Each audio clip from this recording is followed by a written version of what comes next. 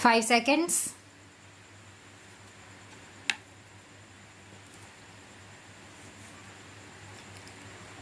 I do not know much about international law, but every person who has to dabble in public affairs inevitably comes up against it and has to take the advice of experts.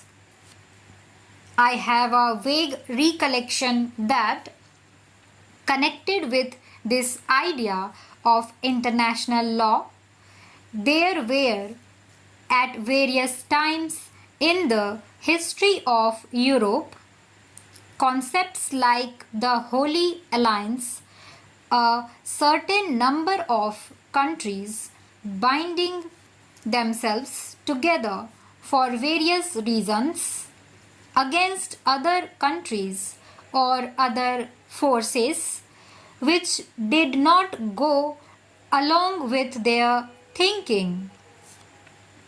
That, of course, is contrary to the very concept of internationalism. Today, we see certain tendencies of the revival of holy alliances. They are not called by that name, but certain groups of nations function more or less on the basis of the Holy Alliance idea. They consider themselves the center of the world and expect other countries to fall in line. This may have some justification, but it does put these other countries in an embarrassing position. Either one joins the Holy Alliance or one is outside the pale of international law in a sense. The emergence of Asian and African countries as independent nations and this return to the Holy Alliance idea make it important that concepts of international law should be examined closely. Let us take the United Nations. I think it was supposed to be an international organization inclusive of all the independent nations of the world. There is a tendency, however, to regard it as something less than that, a tendency which I suppose emanates from the Holy Alliance idea. This in turn has affected other problems also. Politicians and statesmen who discuss such problems are naturally influenced by their political approach, and so we do not get what might be called a scholarly objective estimate. Further, it so happens that what we generally get is the non-Asian or non-African side. I respect that side, but it is possible that the scholars of that persuasion might not bear in mind some aspects which would be obvious to Asian scholars and jurists. Therefore, it is desirable that the various aspects of international law should be considered objectively and in a scholarly manner by the eminent lawyers and jurists of Asia and Africa. Nowadays, many words and phrases are used, the dictionary meaning and significance of which have changed completely in the hands of politicians, that is, people of my tribe.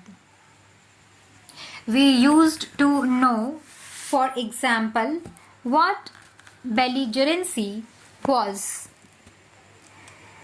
Belligerency, I believe, is defined as waging a regular and recognized war. It must be regular and it must be recognized. Otherwise, I suppose it is guerrilla fighting, which is not belligerency.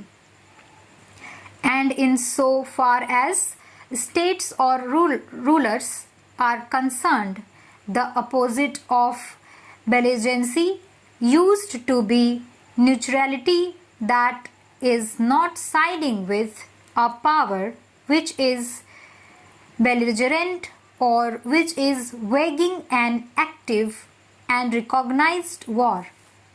Yet, delegates here must know how vaguely the word neutrality or neutralism, as it is sometimes called, is used now, sometimes as a term of abuse, sometimes in a different way, but mostly in a manner which does not describe what is meant exactly. As I understand the terms, belligerency and neutrality in relation to powers refer to a state of war or to countries not joining a war. But as everyone knows, these words are used even when there is no active war.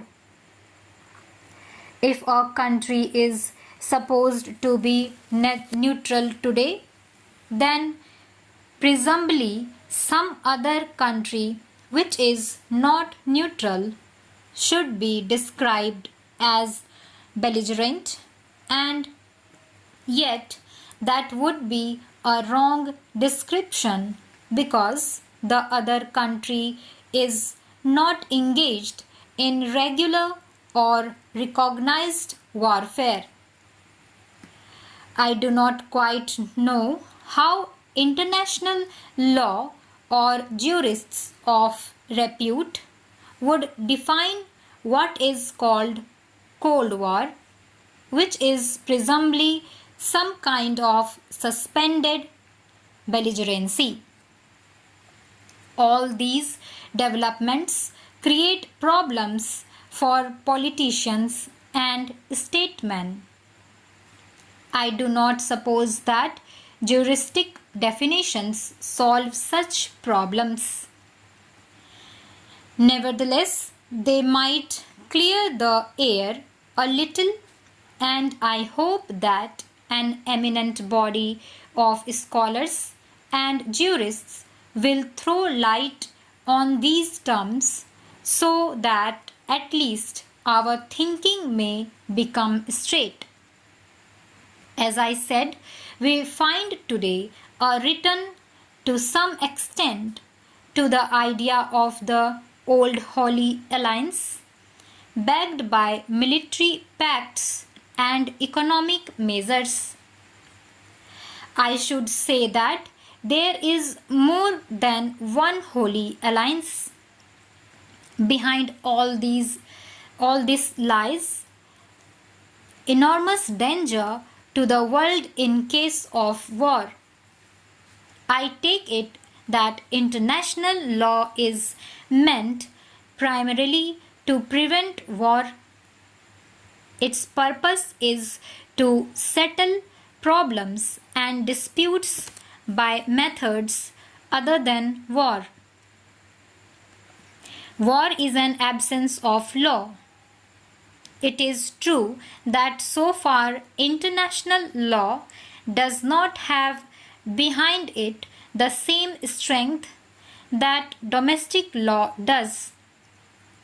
But its main purpose is the avoidance of war. Almost everybody in the wide world dislike the idea of war today because it is so dangerous. How can jurists and lawyers help in the avoidance of war? They cannot help directly in political developments, but they can do much here. Stop.